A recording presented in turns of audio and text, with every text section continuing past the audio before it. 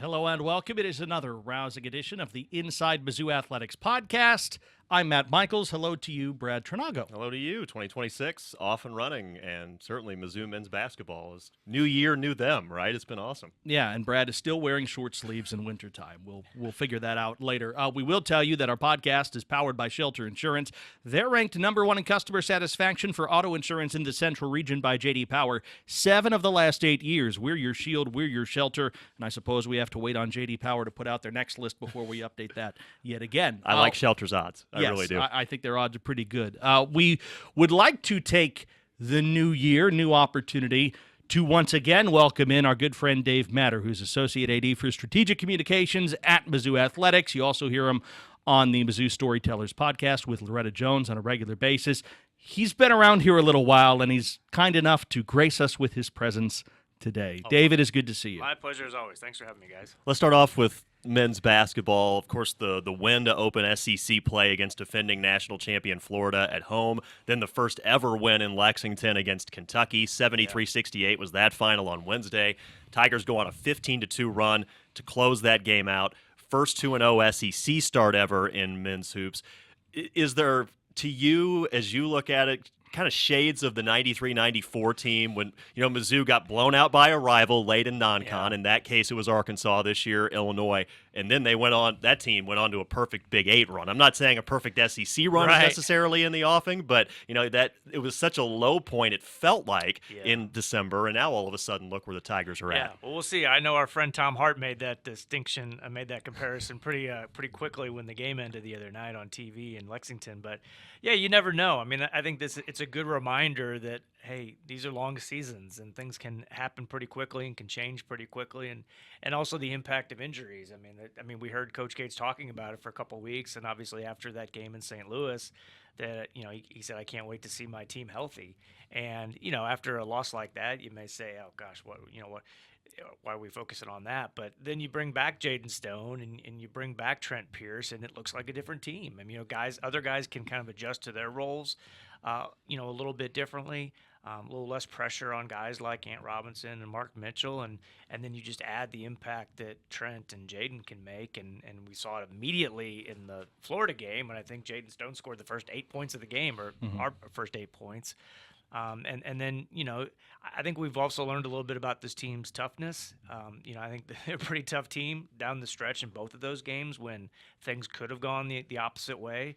It just seemed like against at Kentucky, we got to every loose ball in the last 2 minutes, last minute and a half when we really needed to, and just made the clutch plays when you had to make them. So, maybe this team was due for a few breaks to go its way, and obviously the injuries, getting those guys back, that was a huge impact, but it feels like a brand new season now. Well, the team trailed by 7 or 8 with about 4 minutes to go, and in that spot, it is not very likely that an opponent in that venue, much less any of the big-time venues in college basketball, comes back to find a win. The thing that stood out to me about that game is, ever since that blowout against Illinois, the defense has been taken to another level, whether it has been by availability of personnel or by a renewed focus or whatever reset happened in those days following really an embarrassment to the Fighting Illini.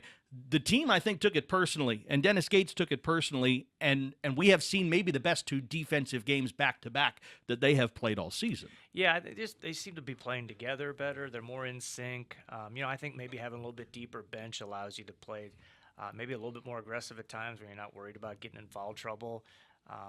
All those things can contribute to it. I think also maybe just getting away for a while. When you have a couple bad losses, you throw in the tough loss to Kansas, the way that game finished, and then obviously the Illinois game.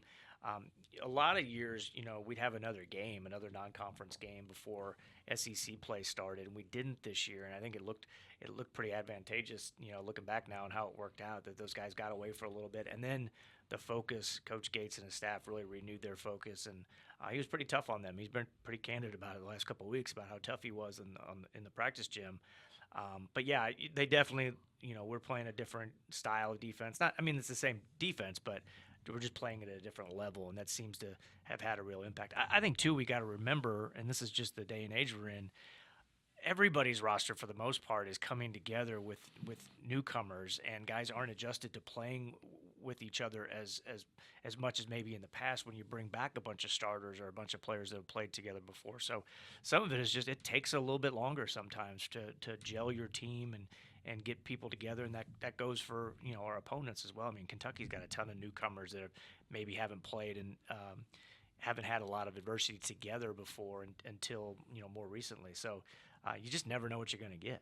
I want to go back to Trent Pierce. Like you mentioned, his return has certainly been critical. Matt touched on the defense, and I thought that Pierce played such a critical role. Yeah. We think of him like, okay, he's a 6'10" guy who can shoot it. That's pretty cool. But he had 4 steals in that game against Kentucky. He also had that critical tip out of a free throw miss late in that game that helped get Mizzou 2 more free throws and eventually go on to ice that game. But he's just looked like a really well-rounded player after he made his season debut against Florida. Yeah, no doubt. And he's every bit of 6'10", but he really does play out on the perimeter a lot, and that I just can't imagine what it's like to be a guard on another team trying to get around him.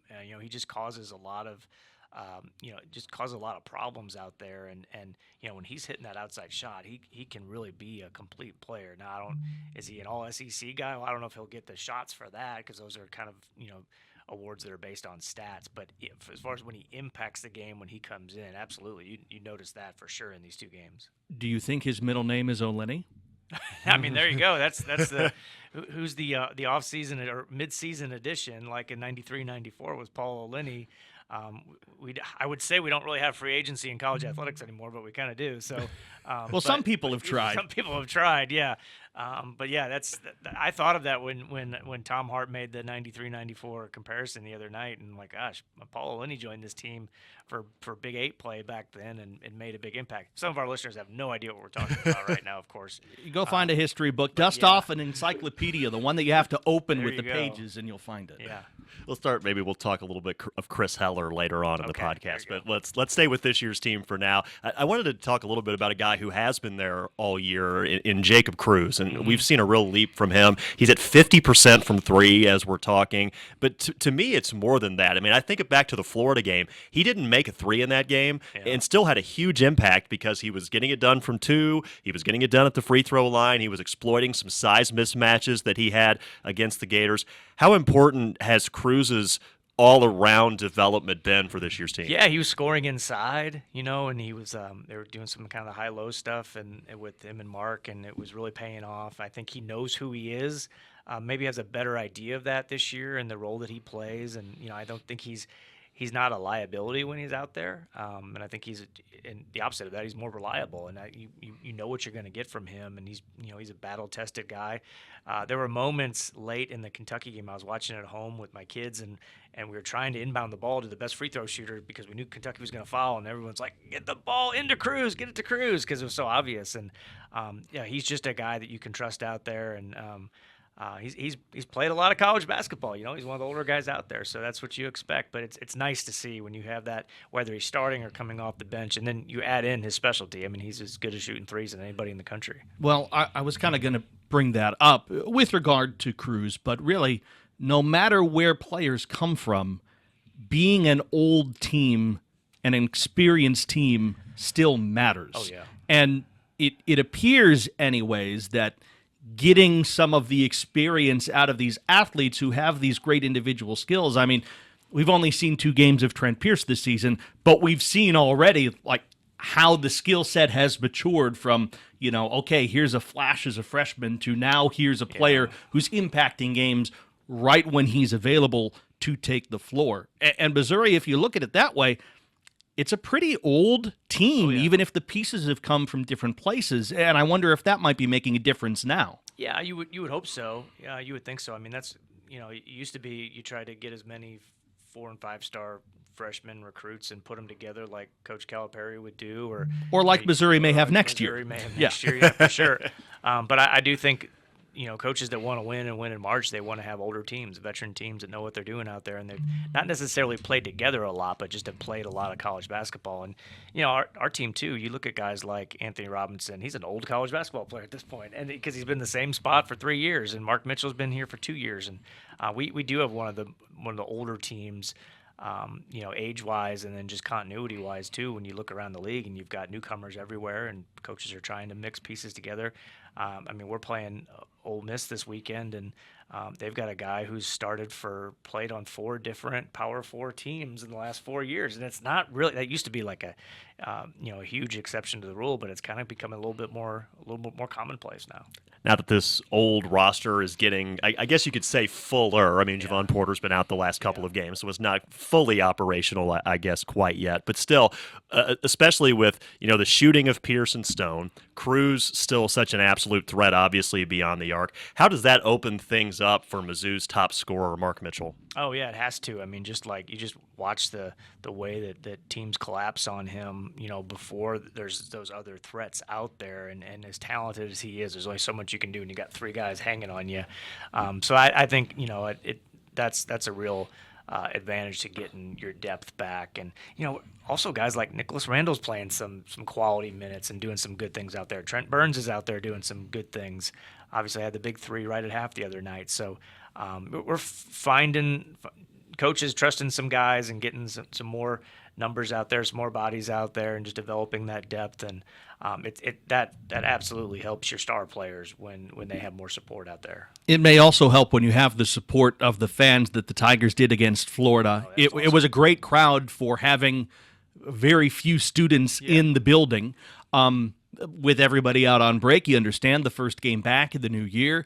I would anticipate that as we go forward to this coming Wednesday against Auburn and beyond, that will start to ratchet up the intensity now after a couple of wins here. And you look at the way that the league looks in general, and things don't seem as daunting when you take out preseason number 1 and number 2 and one of them in their own building. Yeah, absolutely. And, I made the comment that night, to some folks here on the staff, the Florida game, like, our students aren't here, and we're coming off a tough loss the last time we played, obviously, and look at this crowd.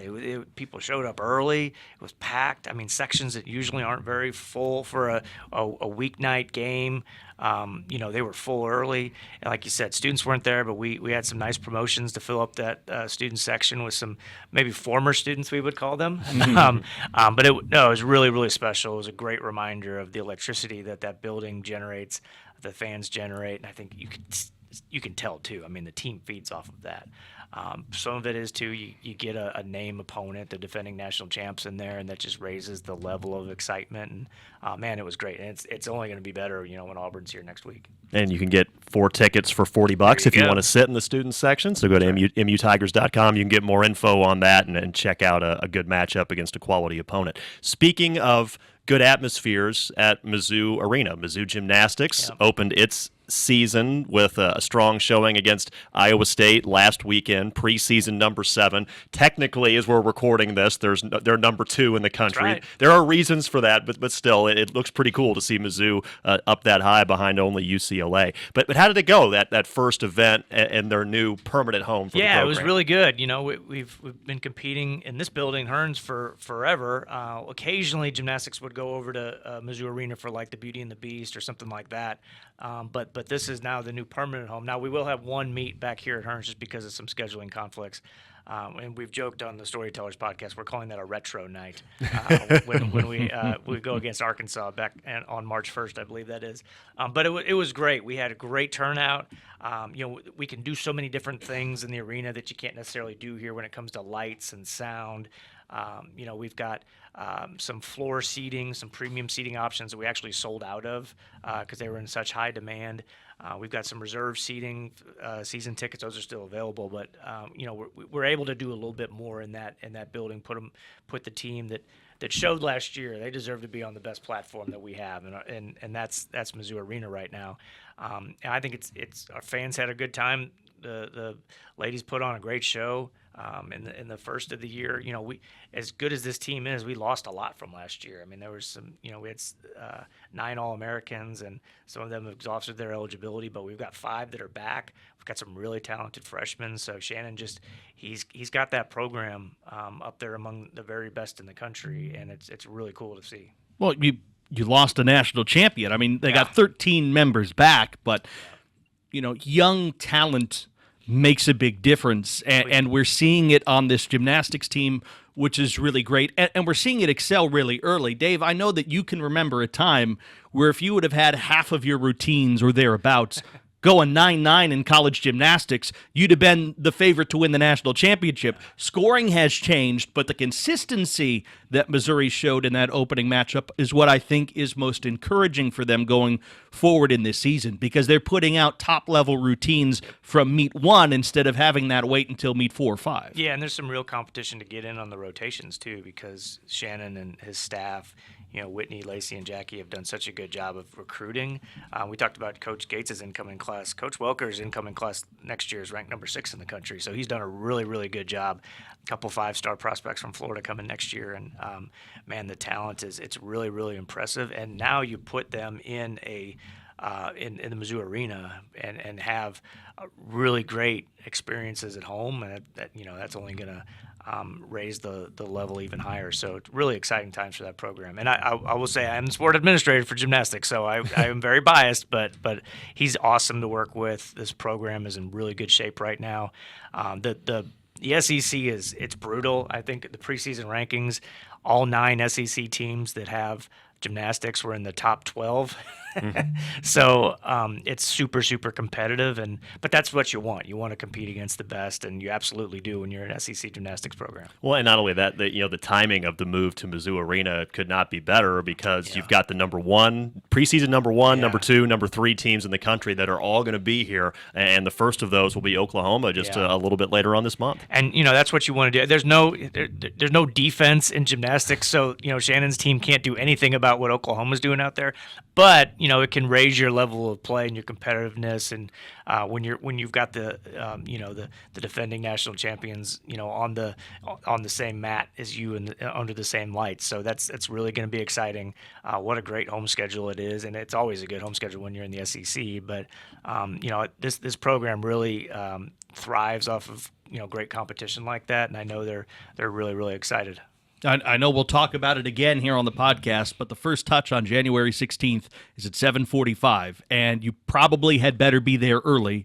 Yeah. My guess is that a defending national champion, an old rival, you will see many seats at Mizzou Arena filled, and you'll see a crowd for Mizzou gymnastics that rivals the best, if not the best, that we've ever seen for this program. Yeah, it's a big night, big night for our gymnasts. They're excited. As we record this, they're on the road to Nebraska for this weekend. So, they've gone Iowa State, Nebraska, Oklahoma. It's like being back in the Big 8. So it's pretty cool.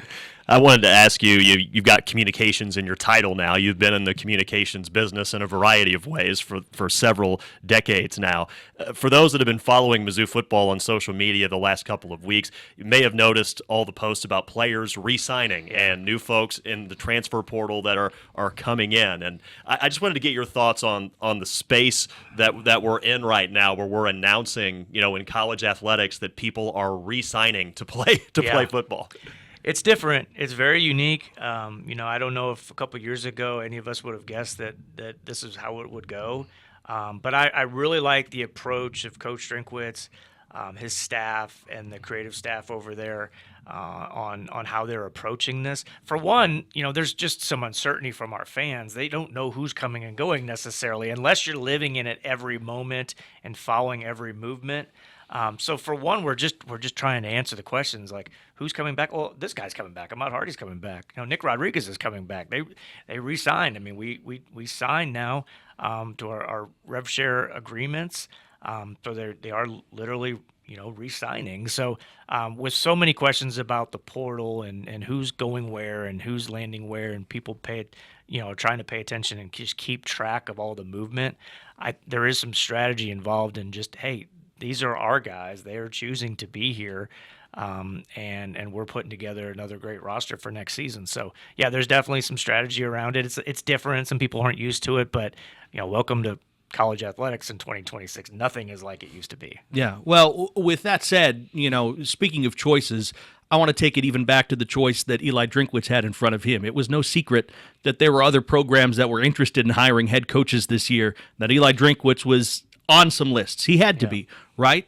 You think back in the history of Mizzou Athletics, Dave, which I know that you're a student of, sometimes successful coaches haven't stayed. I mean, Dan Devine had an opportunity and ended up as a character in a movie about a walk-on.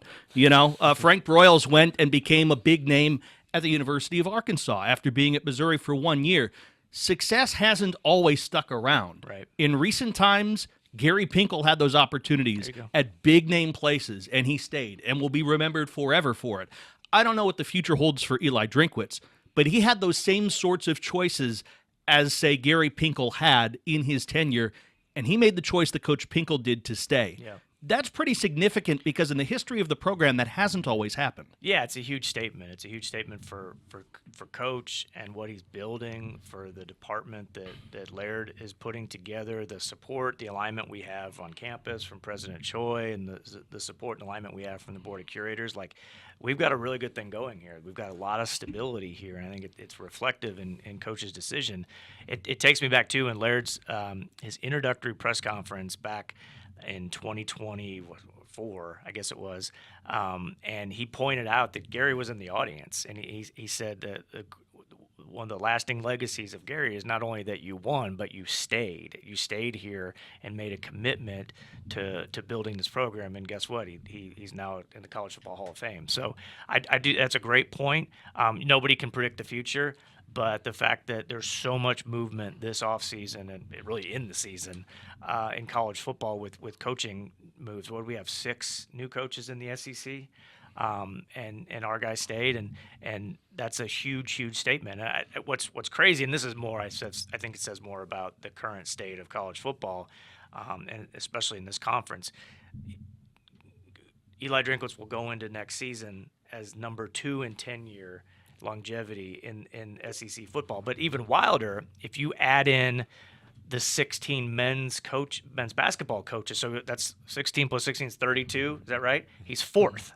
The only ones ahead of him are Kirby Smart, football coach at Georgia, Rick Barnes at Tennessee, and Nate Oates at Alabama, who I think came in at Alabama maybe just right before Drink came here. Mm-hmm. So that says a lot about just the industry, I think, as much as anything. Yeah, it's wild. One of the cool things about driving in here every week for this podcast is I get to see the construction of the north end zone, and there's always something new that's happening. Yeah. They're spraying down the brick right now as we're recording this to kind of match it up with what it looks like on the sides of the stadium. And Coach Drinkwitz just posted a picture on social media of what the Rock M, kind of the outline of where it's going to be and what it's going to look like. But it's really cool how all that's coming along. Yeah, they've been pouring that this week, so you can see the outline of the M. And I had a lot of, just peek behind the curtain, I had a lot of emails this week with that picture of that M to make sure we had to make sure it was the right exact version we wanted. Because as you know, just even looking around the studio, we have a lot of M's around here, and they're all different designs and shapes and sizes. So we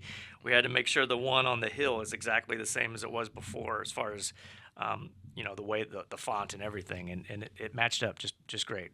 So we're happy about that. So yeah, it's amazing how much progress has been made in such a short amount of time. I mean, I still think back the snow game against Arkansas at the end of the 24 season when we officially broke ground, and that wasn't that long ago. And here we are. We've got we're closer to being done than we are to that day that we broke ground. It's really going to be impressive. Well, I mean, year-round work in a place that doesn't always allow you year-round work is something pretty remarkable. And not that, we need a status update on the whole thing, but my impression is they've been working almost ahead of schedule to get something this ready this quickly. I mean, you see before the spring months even get here that, half of this building is clad in brick and looks like it's ready to finish on the inside.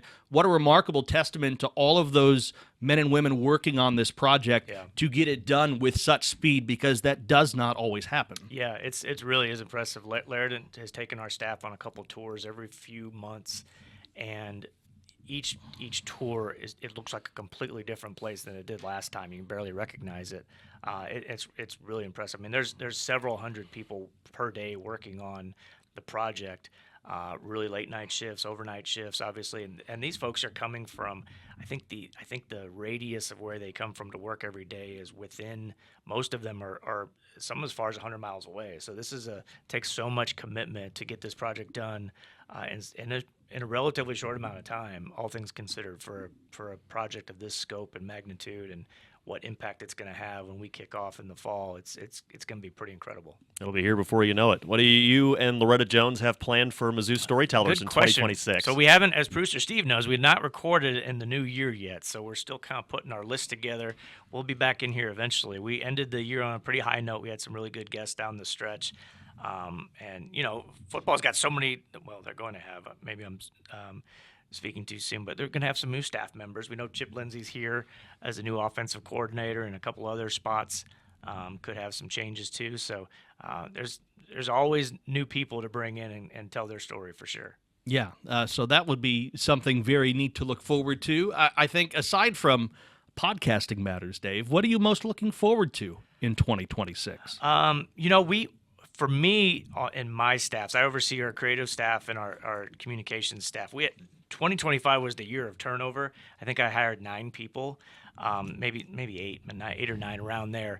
I'm hoping that this year it's more about not hiring, but really refining what we're doing, getting everybody on the same page, which we've done. We've made some great staff additions. We restructured a lot of things that we're doing internally that's probably boring to our fans. They don't need to hear about, but they see the product of it and how it all unfolds and what we're putting out as far as content and messaging and just telling the story of Mizzou Athletics. So I'm really looking forward to getting to spend more time with these staffs, and now that they're entrenched and moved in and settled in and really getting after it. It's still strange for me to say now an old hand in the world of college athletics, Dave Matter, joining us on the Inside Mizzou Athletics podcast. Make sure you check out the Mizzou Storytellers podcast, which is available on this here feed. And you can find Dave Matter still on the tweets, still tweeting about Mizzou after all these years. I mean, we don't have to call it tweets. We can call it X now, but it's at Dave_Matter like it's always been. Yeah, I restrained myself a little bit. When men's basketball, when we won the game at Kentucky the other night, I was thinking, man, there were a lot of people that wrote this team off back on December 22nd. We could do a lot of freezing cold takes exposed for what happened a couple weeks ago, and I thought better of it. I said, no, we're just going to let those opinions go, because I'm sure all those folks are totally on board now and really impressed with what we're doing. Of course they are. Dave, we always appreciate the time spent with us. Great catching up, and we'll talk again soon, I'm sure. My pleasure. Thanks. That's Dave Matter. Brad and I will come back. There's always more going on inside Mizzou Athletics. We'll tell you about it after we tell you a little bit from our friends at Shelter Insurance. This episode of Mizzou Storytellers on the Inside Mizzou Athletics podcast is brought to you by Shelter Insurance. Ranked number 1 in customer satisfaction for auto insurance in the Central Region by J.D. Power 5 out of the last 6 years. We're your shield. We're your shelter. And the podcast is also powered by Nate Bargatze and his Big Dumb Eyes World Tour, coming to Mizzou Arena on February 21st. Get your tickets as you can on Ticketmaster right now. And Socket Fiber, which is now available. It is the fastest, most reliable internet combined with local service and simple billing. Contact Socket today for voice data and internet services for your home and business. 1-800-SOCKET-3 or visit socket.net. Faster than Mizzou men's basketball ran to the plane after their first ever win at Rupp Arena. Socket Fiber Internet. I mean, yeah, I think that qualifies as a run to the plane. That's a big thing, a little behind the curtains. That's a big thing with Matt. Whenever there's like a big road win for a Mizzou team, he will send me a text like that's a run to the plane kind of game. Like, okay, you got that win. They're not going to be happy about it. Just run to the plane and get the heck out of it. Get out of there before someone decides to change their mind and change a call after the final whistle or anything. Just leave. Just go home, leave, be sweaty. You can shower at home. I presume that they hit the showers, and we're all very happy after that win in Rupp Arena. It is not to be discounted that Mizzou's been playing SEC basketball now for a while, and they've gone 2-0 in this league for the first time. Whatever the reasons for that, you cannot knock it. And this team, despite having really pretty big struggles in some of their bigger games of the non-conference, have now taken down 2 opponents that will have every chance to make the NCAA tournament. And if you want to say that Kentucky is a team that, they're up and down, they're struggling right now, they still have a newish head coach, you can say that. But since the year 2000, they've made 22 NCAA men's tournaments, and their average seed, I didn't do the math, but it's somewhere around like 4th or 5th at worst. They're a blue blood. And you went to their place 8 down late, and you found something to knock them off. You don't apologize for it. You take it. You make sure you highlight it on your resume at the end of the year. you've got still work to do, but that could be a huge confidence booster for this team, and it's one that if you did lose some of those games earlier, you maybe didn't have to have it, but boy, now you feel a lot different just 2 games into this league season than you did right before the Christmas holiday. Absolutely feel a ton different. And you mentioned when we were talking with Dave that, Florida and Kentucky were the top 2 teams in the SEC preseason poll. If that vote were to happen again, they would not be in the top 2. I think that's definitely fair to say. With that said, I agree with you that they both still, I think, are going to be NCAA tournament teams when it's all said and done. And you were able to knock them both off, one of them on the road. And so you've given yourself a really nice cushion here at the start of conference play. With judging by, the way the conference performed in non-con this year, not as good as it did last year. So you're not gonna see a 6-10 SEC team make the big dance this year, I don't think. But you've put yourself in a really good spot where even if you break even the rest of the way in the regular season and you go 10-8 in the league, I mean, still 10-8 in the SEC is going to be good enough to get you there. So yeah, just really great stuff all around. The return of Pierce has been so critical. The development of Cruz, both of them is really, two-way threats right now in a way that they have not been perhaps in previous years. Jaden Stone has been a terrific shot in the arm. It's been so good to have him back. I just think this men's basketball team is in such a better place than they were 2-3 weeks ago. I remember reading Jason Viniski, who is the fine sports information director for men's basketball, reading his game notes and seeing that the net was 94 for the game against Florida. The net, as we speak today, is 69. Getting there. Not there, but getting there. It's not there, but it's in a much, much different place. You have a quad 1 victory all season long against Kentucky. Your win against Florida, if Florida kind of stays in the form that we would expect from a defending national champion, might end up being a quad 1 at the end of the year. And as of today, I think it might actually be because of the way they played against Georgia. So you're going to have to hang on to that for a little while. And you'll have more opportunities at the 1s and 2s that you need to put together a resume. It has to start somewhere. It might as well start right now. And oh, by the way, it's not like the one game that you did win against a power team in your non-con is aging poorly. The Minnesota win is looking a little bit better all the time. That team's 10-5. The Big Ten is a tough league, but I think that will look better at the finish than it did when you got it. And so now you've got something to build on.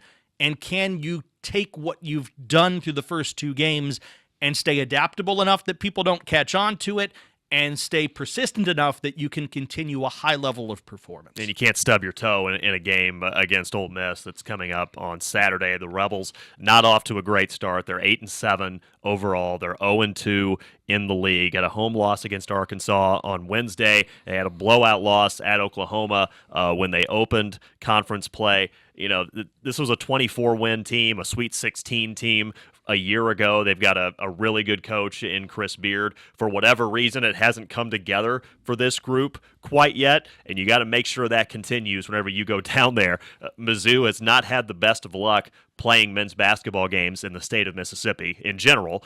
Specifically in Oxford, they're 3-8. So it's going to be a challenging place. They've got some talent. The guy that Dave mentioned that has started at 4 different power conference programs is AJ Storr. He was at KU last season. So, they've got some guys that can play, and they've got some guys that can shoot it.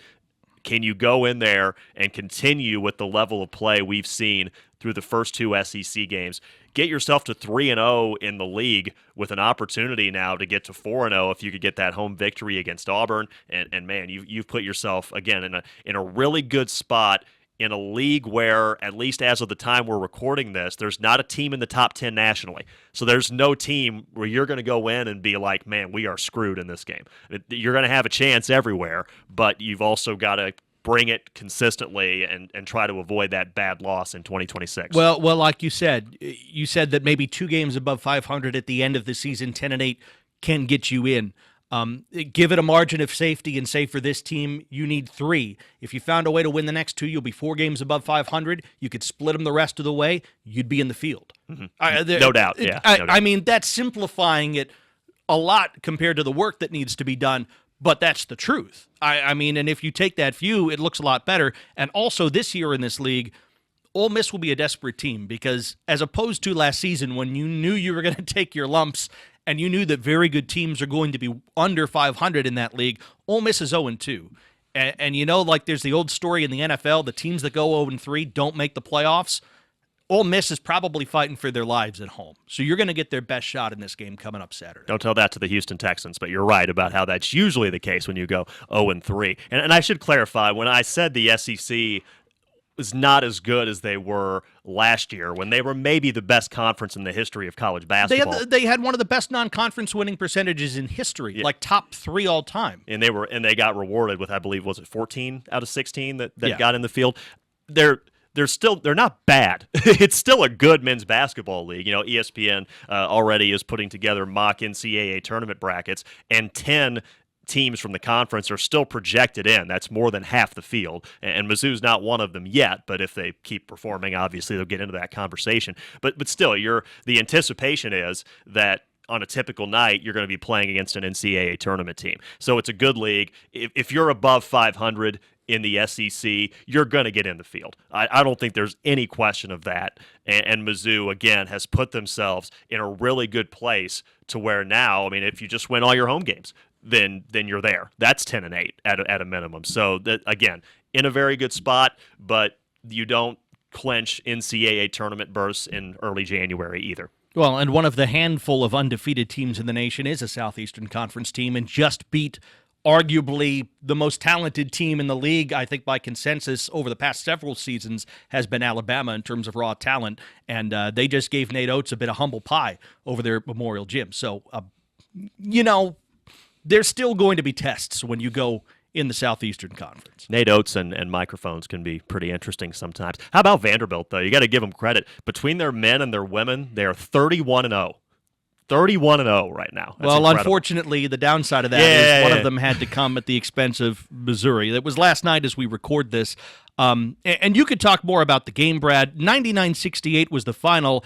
I felt like it was a start in which you were able to go punch for punch, and then the other team just started out-punching you.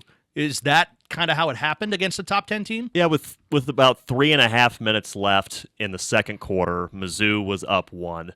And then the oopsies started happening in abundance. 14-2 run for Vandy to finish the half, and then it was off and out the gate from there. They have one of the best guards in the country in Michaela Blakes. She got in foul trouble early, and that limited her a little by her standards. She had scored 30-plus in her first 2 conference games. She had to get some kind of garbage time buckets late to finish with 20 in this one. So did well against Blakes, but they have a lot of other talent now besides just her, and they were able to force a lot of Mizzou turnovers, and that's been a challenge for the Tigers so far this season. On the women's side, the three-pointers weren't going in consistently for everybody. So, yeah, just a tough night. I mean, Mizzou, as of the current poll, as we're recording this, Mizzou has started conference play with the number 2 team in the country, the number 6 team, and the number 7 team. So it's just a really brutal start to the SEC play. The 4th conference game is against Alabama, which at the time that game tips off, which is Monday night, Alabama will be in the top 25 because Alabama just took that 6th-ranked Kentucky team, to the woodshed. Is it behind the woodshed or to the woodshed? What's the phrase? I think you've heard it both ways. I've heard it both ways. Behind the woodshed, I think, would be maybe a more accurate nomenclature because you are keeping this out of sight. Right. But when you emerge from behind the woodshed, you see the result for all laid bare. Yeah, thank you. I mean, Alabama took Kentucky somewhere in the proximity of a woodshed and wound up beating them by double figures in Tuscaloosa on Thursday night. And Alabama was receiving votes already. They've only lost 1 time. They'll be in the top 25. And somehow that's the easiest game Mizzou has had in SEC play so far. So really tough start to league play for a program with a new head coach again in Kelly Harper, still trying to find itself, still trying to get healthier. They did get back to 10 because Shannon Dowell returned from injury, who's a critical piece, their second leading scorer. So maybe get a little bit healthier. You go into a more reasonable stretch of games, still in a tough league, and we'll see what happens over the next month or so. Yeah, well, I mean, if you could get one at home against Alabama, Arkansas at Florida, Ole Miss, Texas A&M at home. So 3 of those next 4 are in your home climbs. And I feel like with the way that this team has played and the way that generally they've responded after defeat, I know that it's tough to say that after going and falling in 3 straight games, and you'd look at the final margin and say, like, oh, well, this is what it is. But from where they were coming prior to the season and with some of the injuries they've had to deal with, I've been very satisfied with the types of performance that they've had. What I think they need to unlock, and I want to see if you agree with me, they need to unlock the end of the third and the fourth quarter, right? They need to find that consistency and that punch or the punches back in places where you can stay within arm's length and not have it be like it was on the road at a top 10 team. Which, again, there's no shame in that. Like, they might not be at that step yet, but can they get to that step over the course of the next month or so? If they can, then they'll give themselves a real shot, again, with a tough finishing kick to put themselves in conversation to make a little noise. Well, I think the third and fourth quarter play would get better as you have more bodies available. I mean, they're back up to 10, which is the max they've had this year. I mean, we know Avery Kroenke, who probably would have been their starting point guard, is out for the entire season with an ACL tear.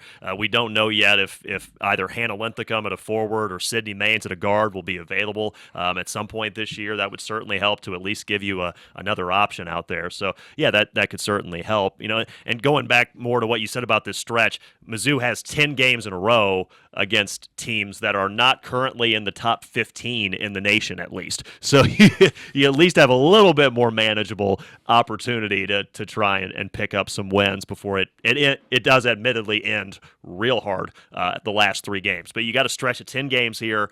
What can you do with it to try and get back on the winning track? Yeah, absolutely. So we all look forward to seeing how that goes for Coach Harper and company as women's basketball continues throughout the year. Track and field opens at home this weekend. Inside, they won't be outside for a little while. If they are, they're nuts. But the Alexis Jarrett Invitational is coming up, and I mean, for folks who want to check out some of the newer apparatus inside the Hearn Center Fieldhouse, I believe there were some records last season in this event, and even as like a season opening event, there's always a chance for some fireworks, so that'll be pretty neat. You're number 2 for the new look indoor track here at Mizzou inside the Hearn Center, and it's the first of 5 straight home events to open indoor competition for the Tigers. They are making sure to put. They should, yeah. It's smart. It looks great. Yeah, absolutely. Swim and Dive is on the road at Louisville. I believe as we speak, they'll have some stuff going on. And that's a top 10 matchup, so we'll see how Swim and Dive looks on the backside of that. A very busy time for the program as they get into the spring swing of things. And I believe Coach Griever's also just had a kid, so there's a lot going on for Swim and Dive. Congratulations, Coach. In and out of the pool, adding to the gene pool, I guess. I don't know how that works. Also, they're at Kentucky on Saturday, so it's a long swing there. So for an opportunity to compete against some of the best in the country, and just double up your swimming. That's an interesting. You hear about like quick turnarounds in basketball, and it's like, oh, we had a night off. I don't know how, if I was a collegiate swimmer, I would do it one day and then like, oh yeah, I need to go out tomorrow and compete again. They're going to eat like 12,000 calories that weekend. I would not want to be the person in charge of rounding up the meals for them. It is insane how much swimmers eat when they're in training. I think so. I think 10,000 calories could be about it. And I'm not exaggerating. No, either. They'll probably still be hungry. Yeah. It's true. So what else? What else is happening since I know you've compiled the list? I'm just going off the top of my head on some of these things. Well, just to reiterate what we already kind of talked about, Mizzou Gymnastics will be at Nebraska. It's part of a quad. Wisconsin Lacrosse and Wisconsin Stout are also going to be there, but it's mainly Mizzou and Nebraska that'll be competing in that one for Shannon Welker's crew. And number 19, Mizzou Wrestling, shout out to them for winning the Soldier Salute in the Iowa City area last weekend. Mac Mauger won at 125, Josh Edmond at 149, and Aiden Sinclair continues to be a monster at 184, and the Tigers will be at Arizona State coming up on Thursday of next week, and then I believe it's Utah Valley after that on the road. Mm-hmm. Yeah, not that it gets any easier in the Big 12, but they will be accustomed to it. And in our view, within a week, Mizzou tennis will be back on the court. They'll be playing Wisconsin in neutral territory in DeKalb, which I don't know what the tennis landscape is like in DeKalb, Illinois. I can tell you that there's a very nice apple picking place near there in the fall that I've been one time. Oh, nice. But other than that, I can't tell you much about the tennis community in DeKalb other than Wisconsin will be making the short trip south and Mizzou will be making the much longer trip north to do some battle next Friday. Is it as windy as the nearby Windy City? Because that could play a factor in the tennis. Maybe. Northern Illinois and Chicago State are back-to-back on Saturday. So Northern Illinois is deciding to take part in the hosted event in DeKalb because, again, if I was going to play collegiate tennis and just going to meet, that's like a meet me in Temecula situation, if you want to go way back on the internet memes. Well, speaking of meeting in Temecula or somewhere weird, I believe their football team is going to be in the Mountain West starting in the fall, and their other schools their other sports are scattered about, so they do meet folks for sports in interesting places. It's been a pretty good year for directional Illinois football. The Redbirds made it all the way to the FCS championship. I won't speak good or ill of the Leathernecks this year. I have no idea. Is this inside land of Lincoln athletics? That's all I've got for us here. It's inside Steve Sauer's athletics when I can pull out a Leathernecks reference because he's been our producer here today. I think that's all the business we have until next time. We do look forward to getting some fun from the Diamonds in for you in the coming weeks. It won't be long before Mizzou softball is on the road in Clearwater, ready to go, and Mizzou baseball in Fort Myers. It is not that far away, so we look forward to all of that. It's about a month away, really, under a month for the softball team. Yeah, February 6th is when softball starts, so it is less than a month out. So we look forward to all those conversations we bring you here. We thank very much Dave Matter for joining us, and thank you to Steve Sowers, the Leatherneck of them all, for being our producer here today. For all of them, I'm Matt Michaels saying so long. We'll talk to you next time on the Inside Mizzou Athletics podcast.